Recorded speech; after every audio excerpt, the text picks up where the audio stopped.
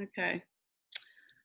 I just wanted to welcome you, Mark. I am so excited to have you here in my room and to actually introduce you as the Embodiment Facilitator that you are. I was really a privilege to connect with your conference that just happened last month in November. And I am so changed by that experience. And I wanted to thank you very, very much from the bottom of my heart, and to tell you how happy I am that you said yes to be here and to share some of the expertise that I picked up on. And I was super engaged with how you took time for self-nurture while the conference was going on. Like, it was really clear, and you made it really transparent of how you did that. So I got curious, and I wanted to ask you now, do you remember a specific time, whether it was the conference or not, where it was time to put self-nurture first, and kind of what happened? Yeah, sure. So, I mean, historically, I come from a group of people, working class British kind of background, that don't put this first. And it's considered kind of like, weak stuff or girly stuff or something like that. So it's not like I grew up putting this first. I think for me, just 11 years ago, I started a company, and I'm someone that loves what I do. I can push myself very hard. And I was, particularly with being on purpose, even more so than if I had, like, I pushed myself to a degree that I would never have let a boss push me to. I was kind of self-exploited, you could say, and with that sense of purpose, I can work really hard, and I'm a very, I guess you'd say, yang person. So this doesn't come from a kind of any cultural or habitual background. For me, it was really that I started pushing so hard, I realized I was going to burn myself out. And, after a few months of my first starting the company, I actually spent nearly a month just in bed, and I couldn't get out of bed, and I was sort of borderline depressed. And I just took it really seriously, because I was like, wow, I want this to be sustainable. Because at the time I wasn't employing anyone. I was just like, this is I'm my business. And it became very obvious to me as a very pragmatic person that if I started getting acupuncture and looking at my diet and looking at my sleep patterns, and basically kind of doing some of the common sense things that I would teach in a corporate stress workshop, whatever, but really realizing that it was important. I think maybe the first sense I got of that was when I was a live-in martial arts student, which sounds like a pretty sort of hardcore macho thing. But like, one of the things you learn as a martial arts student is look after your feet. Because if you have cracks in your feet, pretty much you're just miserable the whole day, even just little things like that. So at the end of a sort of hard day of fighting, I'd get my feet out and put them in a sort of foot bath and, kind of take care of them and soak them. Maybe I'd put, I used to put Vaseline on them and then put socks on top to moisturize them, because they get very dry when you're doing martial arts. So even doing something, when you do things that are very yang, like hardcore martial arts or hardcore running a business, the beautiful thing is the yang creates the yin. And I was essentially forced into that. And I went, okay, I need to learn this stuff. And then there's other times when I've looked at it at deeper and deeper levels, because the risk in some of these practices is they become merely enabling. I had an insight one day. I went to my friend Vidyadas's yoga class, and it's a lovely, relaxing, gentle hatha yoga class. And I came in stressed, and he could see that. And then I lay down, I did the yoga. At the end of an hour and a half, I jumped back up, and he said, oh, you look more relaxed now. So, what are you going to do now? Are you going to have dinner? I said, no, I'm going back to work. And he looked at me like I was crazy. And I thought, oh, I'm just using this yoga to enable overwork. And at this point, it's where the bubble baths become insufficient. It's where the yoga classes with 20 minutes a day become insufficient. Because I was already having a bubble bath with scented oils every night, doing the yoga 3 times a week, the meditation every morning. I had but I was just using it to push myself even harder. And 2 things happened this year that changed it. Like, one was that I took 3 months out to go traveling. And I just decided I wanted to go traveling to see some places like New Zealand that you can't just go to for a weekend. And I wanted to spend some real time with my wife having adventures. And I took 3 months off email. And people had these really weird responses to that. They were like, 3 months? Seriously? Is that legal? And the other thing I did is I hit this conference, which was the most intense thing I've ever done for work. And this conference, just to give people an idea, 15,000 people turned up when we were expecting 3,000. We had a call every 2 hours, 24 hours a day. we had incredible pressures, financial risks, various kind of people attacking us and criticizing us, various technology crises, emotional crises, staffing issues, because as you know, we had to get extra volunteers from the States, and we just weren't expecting to be having so much work, you know, because of the success of it. And what I found was, if I did a solid hour of meditation, cold showers and practices every morning, and I did a massage every 2 days, a therapy session every 2 days, and a coaching session every 2 days, I treated myself like an Olympic racehorse, you know, like an athlete. And I said, because I knew it wasn't sustainable, but I knew for 2 weeks I could really had to look after myself at a different level.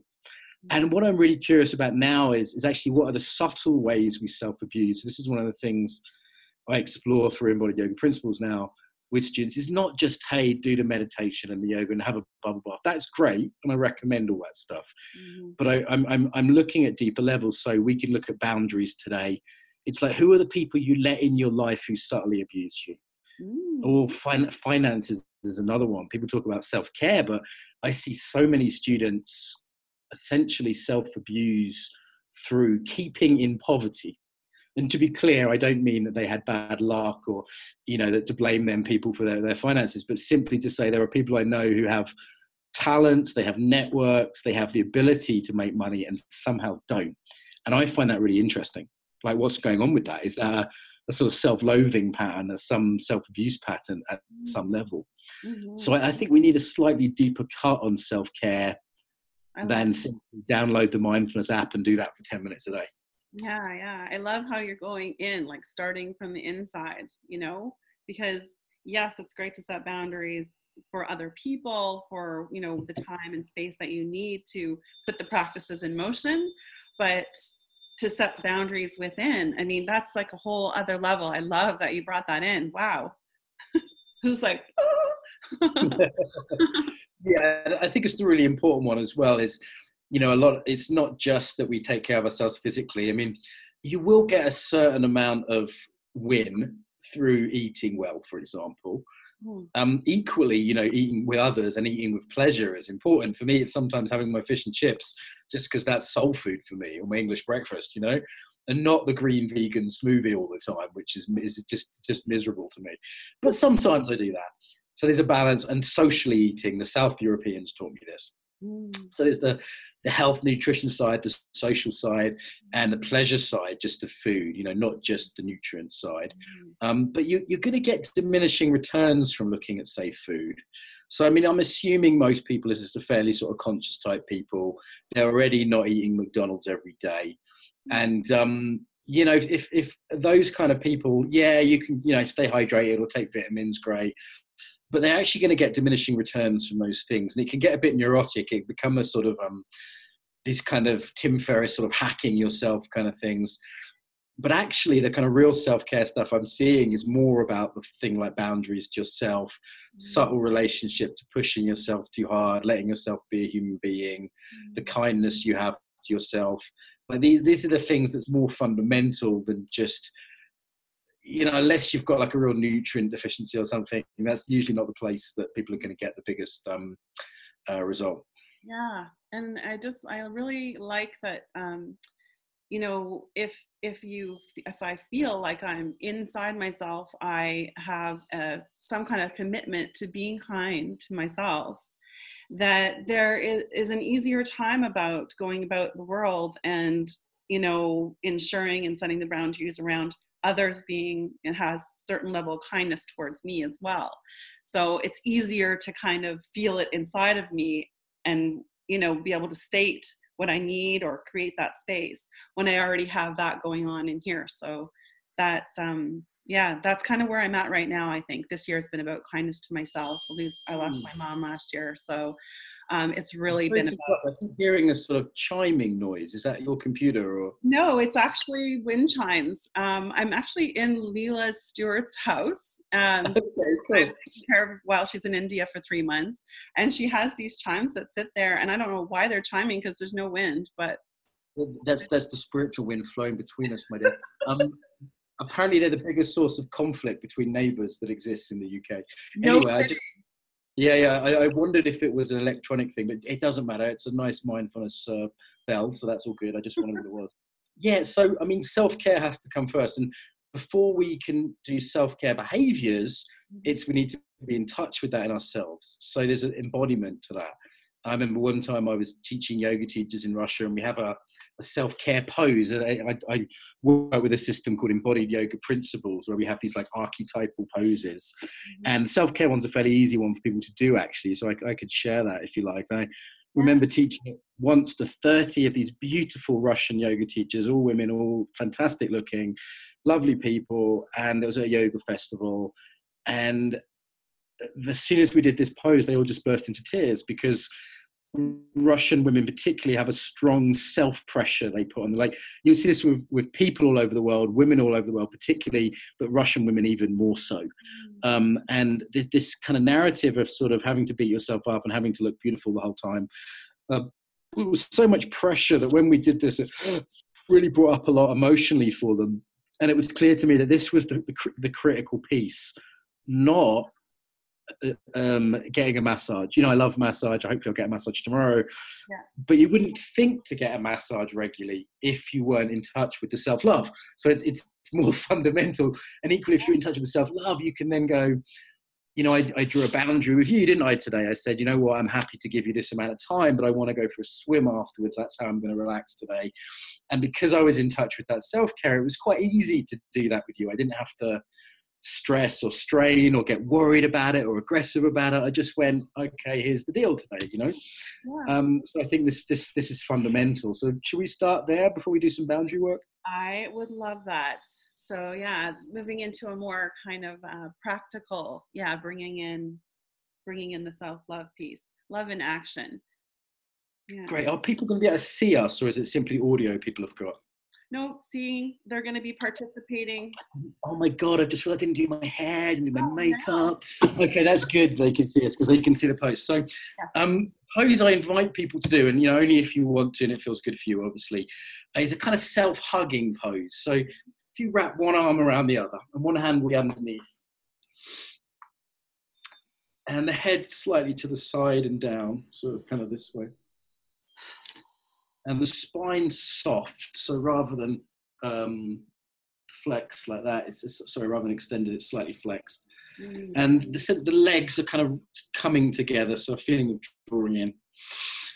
And the touch here is almost like stroking, a very kind of tender feeling.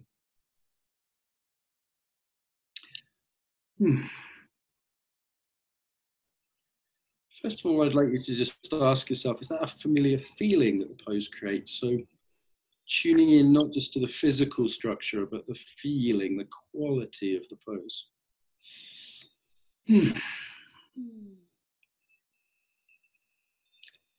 Noticing your reaction to it. So I'm noticing a kind of feeling. What to put into words. Yeah, the first thing can just be to practice this. For some people, to practice this once a day is quite challenging, but maybe very useful. Maybe for a minute or two every morning. You can do this lying down or standing. It's just one version I'm showing. So really getting in touch with the somatic, the embodied sense of self-care. You can swap the arms anytime you like.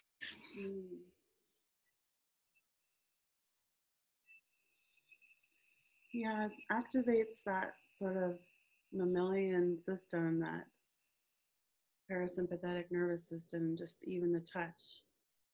Yeah, it's pretty primal. And from here, we can even coach ourselves. We can say, you know, what's one thing I could do today for self-care? Could ask ourselves that question in our first language internally. Or ask yourself a question like, what can I do for self-care this week? And notice what comes up. It might be something simple like go to bed half an hour earlier, or book a massage, or, you know, it could be something profound like, you know what, you need to leave your job. If something big comes up, you might want to check in a few times if that's really the thing to do, and talk to a couple of people, but you can really access the wisdom of the body this way. So asking yourself, what do you need to do for self-care this week? I saw myself my arms swinging. That's what I saw. And then I realized, oh, I'm walking on the beach. Lovely. So we can get these little insights through the practice that we might not otherwise get. Because if you're in that very yang mode of pushing and driving and just doing life, if someone says, hey, what do you need to look after yourself? You'd be like, I don't need, what are you talking about? I don't know what you're talking about. You know, you just won't be feeling it, right? So this can tune you into it a little bit, and then it can guide what you need to do. And for you, it might be being in nature, walking on the beach. For someone else, it might be more introvert time. For someone else, it might be setting a boundary.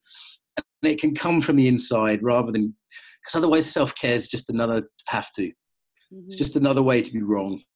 You know, another, like the magazines, they give us all these ways to be wrong, all these things we have to do. And if self-care is just like another thing to do at the end of the day, like that's not very kind. Whereas from here we can go, you know what, maybe I need to order a pizza, you know, like it's maybe the green smoothie isn't the thing to do. So yeah, that's the first practice I recommend. And you can do it for insight, or you can just do it regularly to build the muscle. So embodiment practices are about building a muscle, about building a felt sense and a capacity. And you can use it to tune into this self-care if that's not your sort of, like it wasn't for me. You know, I noticed a sort of sadness with that when I did that. Like, okay, there's something there to tune into maybe a bit more after this call for me. And it becomes just a muscle that I've built, and I'm much better at tuning into that now than I used to. It used to be kind of weird and uncomfortable, and I don't want to do this, and resistance, and like everything, it gets easier with time. Yeah, great, amazing. Yeah, and one of the things that just came to mind from one of the calls, I think it was like 1 a.m. for me, and I was watching the conference, and it was somebody you trained, I think, in the embodiment yoga, and they were doing the micro posture. And it was the micro posture that they were using at that time, because for them it was the beginning of the day, was Warrior 2.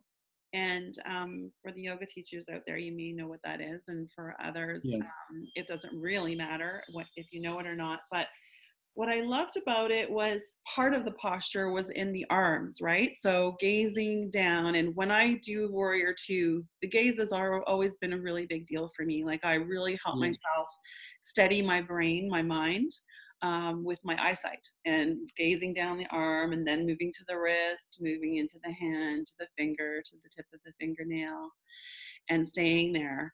And then he described how to bring that just the gaze into moments where you can sort of recreate the feeling in the body of a warrior sense. And I just, that like opened up this whole, I mean, that's the reason why I reached out to you, because I thought that is super valuable to be able to take into. If I may jump in, that's what a micro pose is, as we call it in EYP, Embodied Yoga Principles.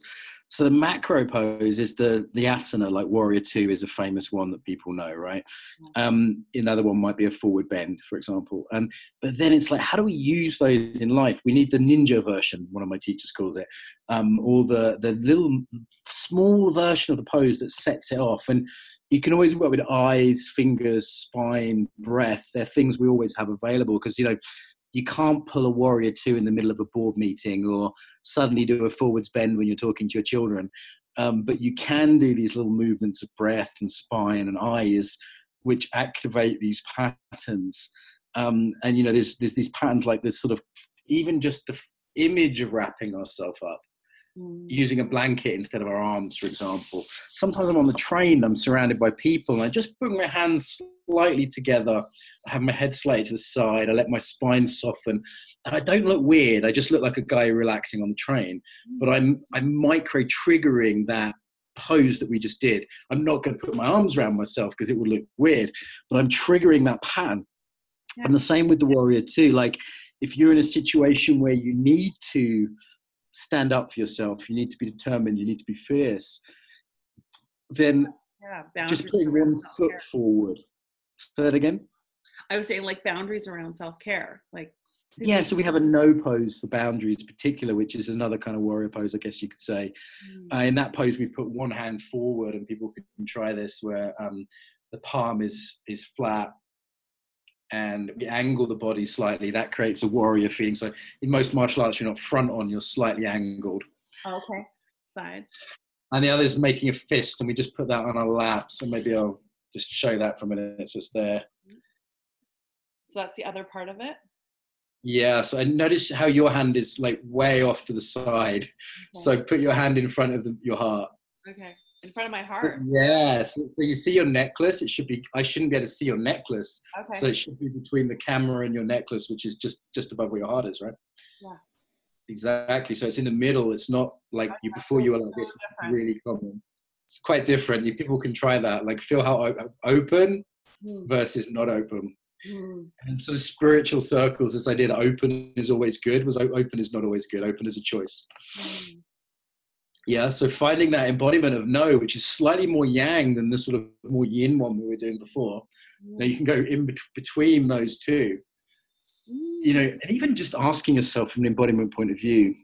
Yeah, I'll let you just do that a couple of times in the middle. Yeah, just let people kind of go ahead and in, and then so the spine is moving from this shape to this shape. Yeah, yeah. And the breath changes. The breath goes from which is a yin breath, to absolutely, which is a don't fuck with me breath. Yeah, it's a yang breath, like the ujjayi breath. That's a yang breath. It's more in the chest, less soft. And my whole being changes when I do that. You can hear it in my voice probably. And again, we could just do the micro version. So if you find yourself being a little bit wishy-washy, a little bit too much agreeable, accommodating, not setting those boundaries, change the spine, change the breathing, or just use one hand, like under a table. If you hold that hand up, or even just for a moment, you hold that hand up, and then you feel the pose, particularly if you practiced it. Because the practice is like putting money in the bank that you take a withdrawal from later. Right. You do the big practice, right? You do the strong, extreme practice with all your hippie mates, and you really get into it, and you make the noises, and you jump around the room. Yeah? And then we do it just subtly with your child when it's time for them to go to bed. And they say, "One more story, Mum." And you go, "No." And you don't have to shout. You don't have to scream. You don't have to roar.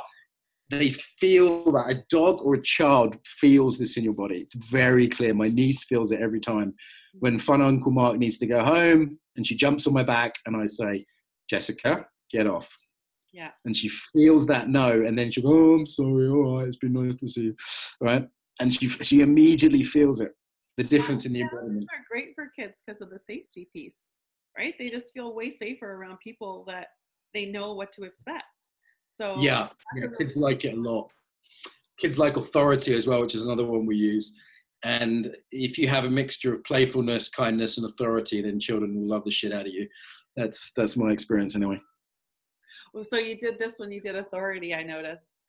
So is that like some part of authority for you? Well, I think they're all linked. So, for example, part of self-care is also like we have a self-care pose, right? But every single other pose relates to self-care. So like sometimes self-care is actually saying, you know what, I know something about this subject and I'd like to be paid. That's authority. Yeah. Yeah, I know about this. And sometimes self-care is being silly, is joker pose. Yeah, like going into the playful can be really good for nourishing yourself. Like self-care is very serious. You know, this like, oh my God, like California and taking myself very seriously. Like shut up, loosen up, be a bit more Irish about it. You know, like sometimes self-care is like just loosening up, letting go, having fun. Sometimes self-care is actually social. It's like that Spanishy vibe of connecting and being like, if you ever saw Pilates, GYP, you know, she was one at the conference. She has this like Spanishy, connecty, social vibe, which is really nourishing because, you know, we come from individualistic cultures, the US, the UK, Israel's another one, highly individualistic cultures. But the communal cultures, like, I don't know, I've lived in Brazil, I've been to Spain many times, Italy, we're actually, it's not just self-care, it's interpersonal care, it's community care, right? It's like, we're not, I mean, self-care, that's crazy. It's like thinking one organ of your body can take care of yourself.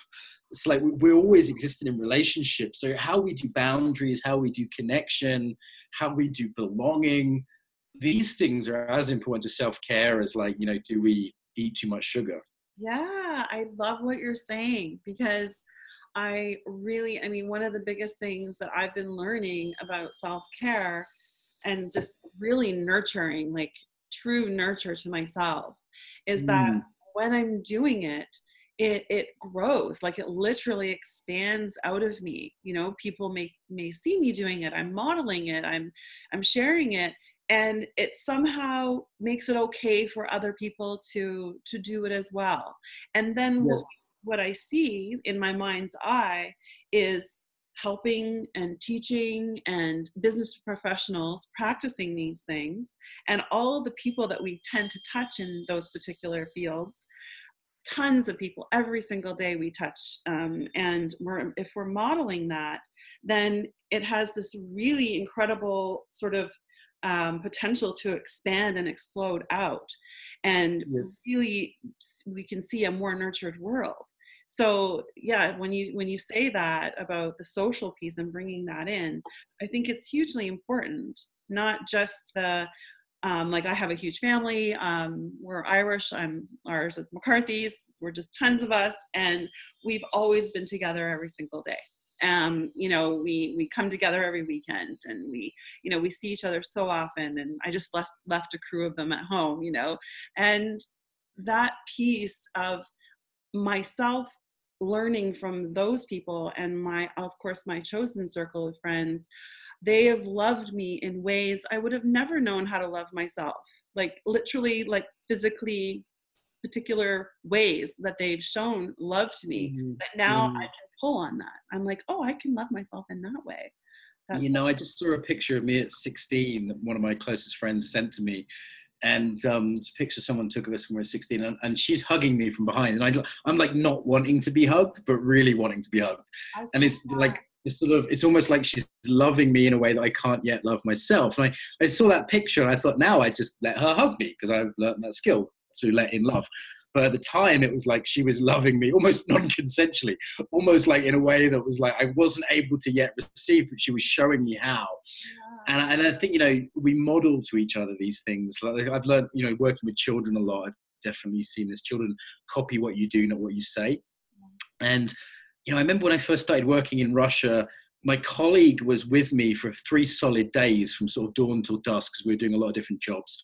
And she said, wow, you really look after yourself. Like every time we had a taxi journey, I'd put my noise reduction headphones on. I'd be meditating in the back of the taxi. Or, you know, I'd say, you know what, Vilya, let's have lunch first and then talk about this, because I need to eat. And she saw the ways I looked after myself. And through modeling that, she was like, okay, I want to do more of this. And that was how I really taught her, because she'd been in my workshops for 2 years, but it wasn't until she actually lived with me, as it were, and saw me in life, that she went, okay, this is something worth learning. Or the first time I heard someone say no to me in a way that felt like they were taking care of themselves and that wasn't rejecting me as a person. I remember one of my teachers I'd made a request to, and they said they thought about it and they went, you know what, Mark, I'm not going to do that because it would take a lot of time, and actually, you know, maybe you can get your needs met elsewhere, kind of thing, you know. And I remember going, wow, that's impressive. And I actually felt closer to him after this no than I had before, which I didn't even think was possible, that a no could be something that would bring you together. Because I was always worried that no, people won't like you if you say no. And, you know, you have to say yes, otherwise you're not nice. So I think these social things are important. Can I offer a little sort of social practice for people? I love that. Yeah. So, I mean, I'm using metta meditation a lot, where you start with yourself and you say phrases like, may I be happy, may I be well. I'm using it as self-touch now, but you don't have to. You can just use the phrases, METTA, metta meditation. Then you extend that out to others. And normally you start with someone relatively easy, someone that makes you smile, and you have that sense of connection to, may you be happy, may you be well. You can even extend that out to people who are more neutral. May you be happy, may you be well, may you be at ease. Even more challenging people that we may have arguments with. Maybe no one traumatic just yet, but may you be well, may you be happy, may you be free from suffering. I'm doing a very quick version. I normally would take 10, 15 minutes to do this. Yeah. And sometimes just repeating the phrases in my head, may I be well, may I be happy. Using a visualization of a light, of a color that feels warm or kind, shining throughout me, and then shining to other people. A practice I really like to remember those who support me is to visualize someone's hand being on my back. And it can be someone alive or dead who's been supportive. So a mentor or a father, maybe for me. I'm thinking of one mentor in particular today for some reason. And I can just imagine his hand on my back. Actually, the heart is closer to the back than the front. And there's a way in which I can almost rest into that hand, that imagined hand. Yeah, just inviting anyone listening to try that on. And for me, that brings a sense of I'm not alone here. And that there's support I can rest into. And maybe there's that hand reminding me to self-care as if I struggle with that myself. Yeah, that's really good. And lastly, I'd offer this for those of us who struggle with self-care. A really interesting exercise is to imagine our life was a friend's life that we were in charge of. So for those of us that struggle to love ourselves, but we find it easy to love friends, which is a lot of people actually, to imagine, okay, if let's take not my life, it's too big, my evening, say. So I have the evening off tonight. From 7 till bedtime, I'm off. I don't have any jobs after 7. I go, okay, so if that was my friend's evening and my job was to look after them, what would I schedule in for them? What would I have them do? Like really like a good friend that happened to have the same personality traits as me, the same biology as me, because obviously we're all different, right? But this friend was just like me. What would I schedule in for them tonight if I was in charge of their care? In the same way as you'd look after a child. Good one. And that's a really nice little perspective shift, you know? And another thing I often offer people is a scale. So self-love can feel too hard at times when we're really in the pit of our own self-loathing. We've all been there. I go there at least once a day. If self-love, if that feels too much, go for self-care until you can do self-love. If self-care feels too much, go for self-friendliness. And if that feels too much, this is very English, go for politeness or civility. So like sometimes my internal self-talk is pretty toxic and I go, self-love feels too much right now. I'm too cool. But just being civil to myself is doable. How would I talk to myself as if I wasn't trying to start a fight with myself? Like if I was just talking to the person in Starbucks who I wanted to civility to, that we all have, I hope.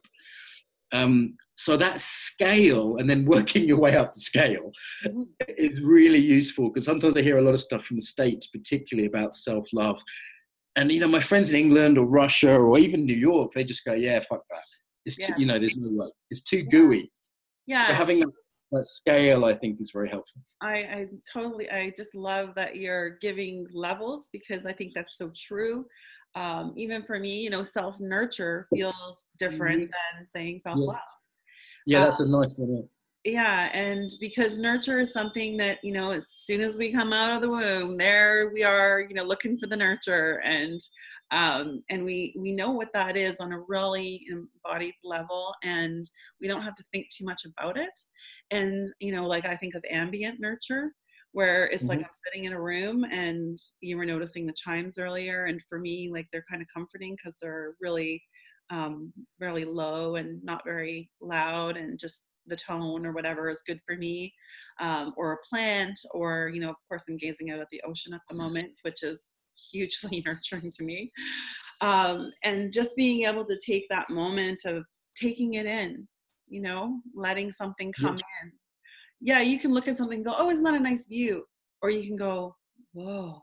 And there's an embodiment to the yin. So that softening and receptivity to take in the food, the compliment, the view of nature, the attractive person, you know, whatever the thing is that's nurturing you, the apple you're eating, to actually absorb it, because we'll never be satisfied if we don't access that.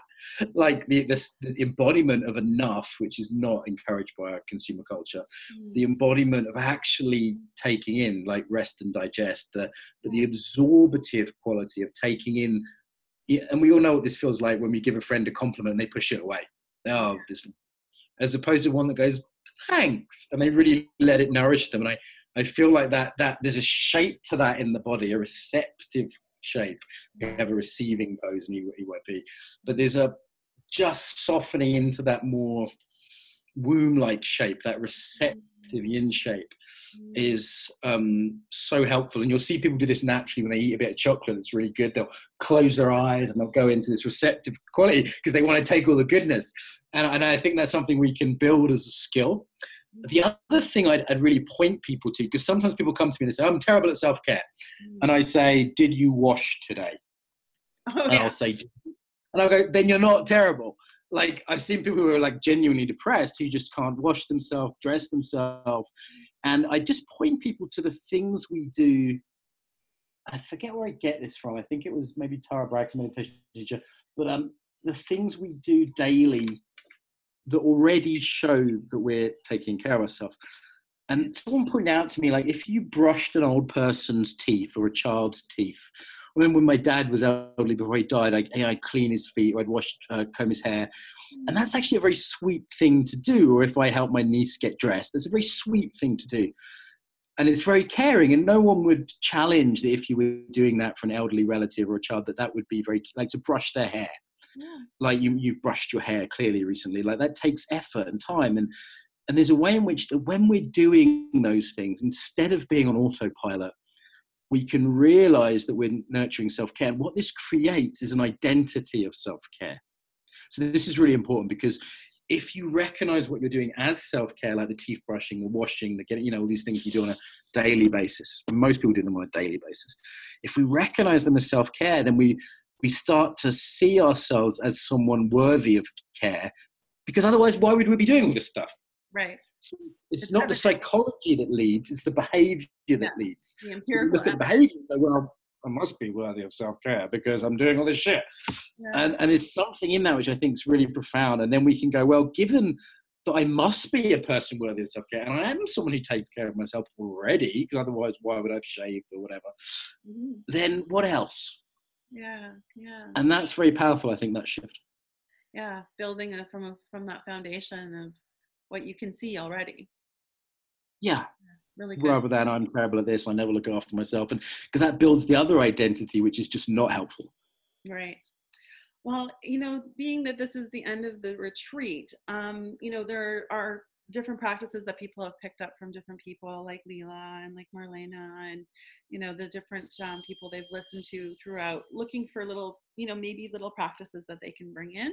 Maybe they found some, maybe they haven't. But one of the things that I wanted for them to really have a few of is, now that I have this practice, how do I engage people around me to support it, or at least to, say no to the things that maybe that they're taking care of other people all the time, or, especially with the helping profession and the teaching profession, that's just where they go. Even this, sure.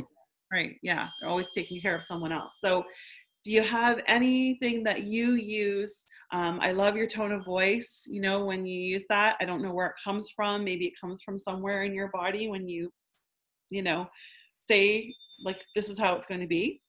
Because I just noticed that throughout the whole conference, watching and listening to you, is that you have that, right? And I'm really, looking for that. Yeah, so for me, the big question here is, like, what's the body of that thing that I need? So when I say body, I don't just mean the physical body, like your size or shape. This is, irrelevant to embodied work. The key thing here is the embodiment, the way of being in the body. That's a definition of embodiment, the subjective sense of the body. So, what's the way of being that's needed for boundaries? Like, most people can actually work that out. Now, I could teach that in the minutia. I could teach you about narrowing your eyes, or focusing your breath, or changing your spine to a more extended shape. But sometimes I do. But actually, for most people, just the inquiry is like, what's the body of no? Or what's the body of self-care? What's the body of letting go? And actually just having that as an inquiry, I think, is really helpful, because we have all successfully said no at some point in our life, to use that example. Yeah. So we do know what that feels like. And we have definitely met people who embody that. So it's like, there's different ways in. I'd say the key thing is get a practice. So I'm really glad you're encouraging people not just to do a week of learning and cognitive learning and insight even, but actually going, okay, I'm going to take a few of these things to do every day. Like, people can YouTube video no pose if they want to see that, and they could my beautiful wife teaching no pose, or they could practice the self-care pose, or maybe they could do gratitude. Or if there's someone that gets stressed a lot, they could practice centering, and they could, Google one of my videos on that. Lots of free stuff on YouTube. But pick a practice and practice it every day, even if it's just 1 minute a day, 5 or 6 days a week, more days on than off. And they start to build that muscle. That's the key thing, not to wait until you need it to use the muscle. Because by that time you're stressed and you'll forget and it's too late. Right. So to build it as a muscle is the key thing. And also just to ask yourself as an inquiry, what's the body that's needed for this thing? Well, I love what you just said about having some other area of your life where you have an easier time of saying no, and that it's really clear and it's cut and dry and it's like a non-negotiable. And then being able to transfer. Can I jump in there? Let me give another example. So a lot of people struggle to ask for what they want. That's the other side that we didn't talk about. Right. Now, if you tell them, hey, go to your partner and ask for what you want in your sex life, like that's great, but that's too much, because that's a lot of risk, and that person's really important, and the relationship's important, and the subject matter is triggering for a lot of people. But can they do it in Starbucks? Can you, when you're ordering a coffee, go, you know what? I actually want the other cup, or can I have an extra shot? Yeah. Or can I have, this is the beauty of America, right? Can I have the sprinkly bits on top? Like, because if you can start and look the person in the eye and breathe, and it's their job to help you. So that's a really easy place to start. Yeah. Can you actually ask the waiter for a different table when they put you in the corner and you want to be by the window? So you start in those places that are easy. You build it as a regular practice, and then you take it into asking your boss for a pay rise, or your wife for that obscure sexual practice you're scared to ask for, or whatever. Yeah. Perfect. Yeah, that makes perfect sense. Because I think that, transferable skills, right? I mean, if you can do it somewhere else, and you can feel that firmness of yourself, that stability in yourself when you come across to the waiter, then you can bring it into the boardroom or wherever. So I will do that. Embodiment wherever. So any skill you learn in one place, you can transfer across to others. Yeah. So it's, I remember one time one of my business leadership trainees, they came up to me and they looked me in the eye and they very carefully came to my ear and said, my girlfriend likes this course. And I never quite knew what he meant by that, but it was obviously something I was teaching him about business leadership was showing up in his bedroom.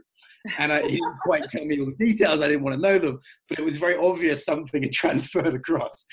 And that's the beauty of embodiment, is that we can take it into all these different domains. Yeah. And, once we have a practice, we can then apply it in different ways, starting with the low risk ones and then moving it to the more challenging ones. Mm-hmm. Mm-hmm. Yeah, well, I feel like I'm full. Is there anything, any last pieces that you want to mention from your own experience? Like maybe what was the hardest thing that you came up across when you really needed self-nurture, and it was someone that it was like really difficult to say what you needed?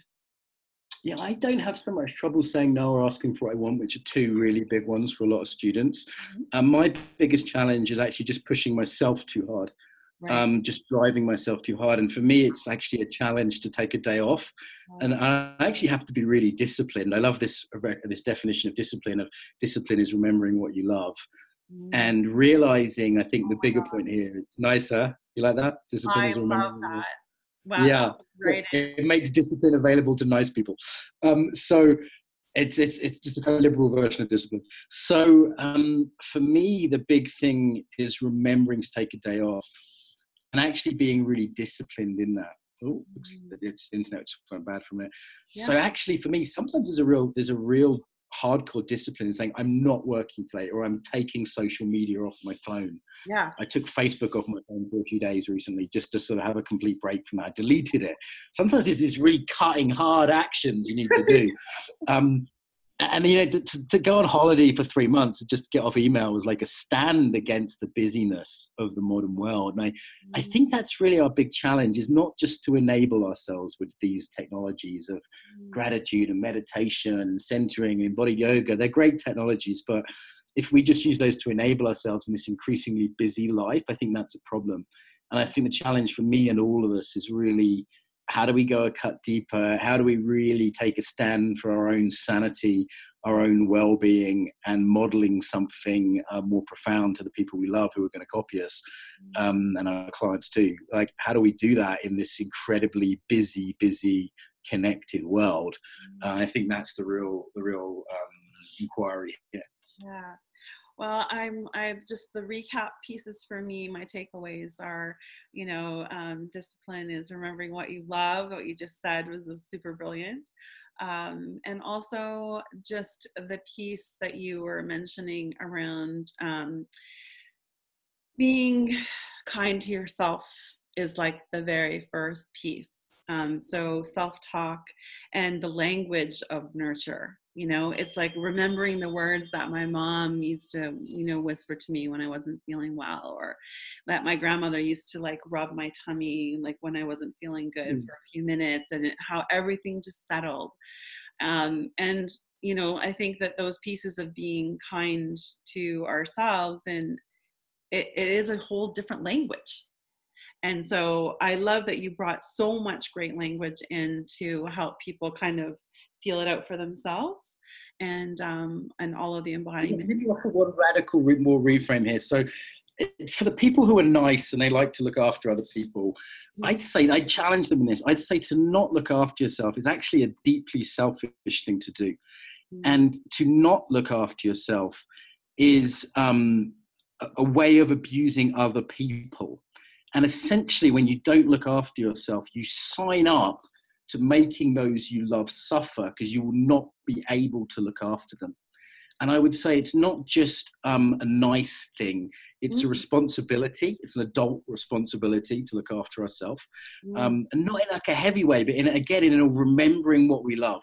Like, if I don't look after myself, how can I possibly look after my clients? Yeah.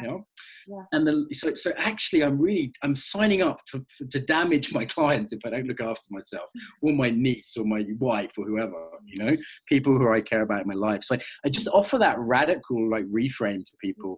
And the key thing here, I think, was also last piece here, last trap that I see, is not having a distinction between self-love and narcissism. And I feel like people fear that they're the same. Yes. And sometimes I think, particularly in the yoga world, which tends to be super sort of health and beauty obsessed under a spiritual veneer, people actually do slip from self-care into narcissism. And other people won't go near self-care because they don't have that distinction. So I would say to know where that line is, and to know how that feels different. Like, if I do this pose as opposed to this pose, it's quite different. And there's a difference in the body. There's a difference in how I treat myself. If what's driving it is I'm so amazing, I'm like the L'Oreal self-care because I'm worth it, as opposed to the, why I look after myself. Yes, I have value and I'm important and I matter, and it's so I can help others and do my work in the world, which really matters. That's a different driving it. And I think until people get that key distinction, they're going to always either fear self-care or take it into this narcissism, which is rampant in our culture today. Yes, absolutely. Absolutely. Great point. Fantastic point to end up on. Have I overfed you a little bit? I feel like this has been a hell of a feast. Maybe people could listen to this one 2 times. And it was like a little bit, you had the dessert stomach, ready for the extra chocolate cake, yeah? For sure. Well, thank you again for being with all of us, because you're just a fountain of brilliance, like just glimmering, shimmering. You really are. Like all the parts of you come out, and they're all incredible. So thank you so much for sharing them all with us. You're welcome. Can I tell people where to sort of find out more? Is that allowed? All of it. Yes, please. Yep. So free stuff at my YouTube channel. Just go to YouTube and put in embodiment, and stuff will come up. The Embodiment podcast is free and very, very popular. I interview all kinds of interesting guests. We cover this subject and many more. We have courses for coaches called the Embodied Facilitator course, and for yogis, the Embodied Yoga Principles. Again, loads of free ebooks and stuff on the website. So check those out. Have a look at those if you want to know more. But all that aside, it's been a pleasure. I've enjoyed this. I'm going to swim happily knowing that I've been on purpose for the last hour. Love it. Love it. Love it. Thank you so much, Mark. Pleasure, real, just pleasure, easy, fun, good to do. Nice to see you again. So good luck with this project. Take care. Thank you. Take care for now.